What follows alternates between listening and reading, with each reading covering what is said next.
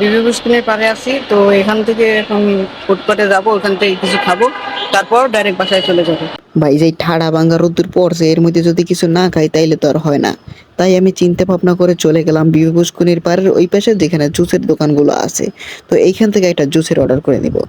আর ভাই বরিশাল আইছি, যদি বরিশালের ভাষায় কথা না কই তাইলে তো আর হয় না, বুঝো না? তাই আমি একটা দোকান থেকে এই জায়গা দিয়ে একটা জুস নিলাম, যেটা ড্রাগন ফল, আঙ্গুর ফল, আরো কি কি ফল জানো দিয়েছে জানি না বাবু। এইটা দিয়ে একটা জুস নিলাম, যেটা আমার কাছ থেকে 120 টাকা দাম রাখছে। তো আমার কাছে দামটা একটু বেশি মনে হইলো, তারপরও কি করবো ভাই, এই ঠাড়া ভাঙ্গা রোদ্দুরের মধ্যে দাম বেশি নিলেও খাইতে হইবে, কিছু করার নাই।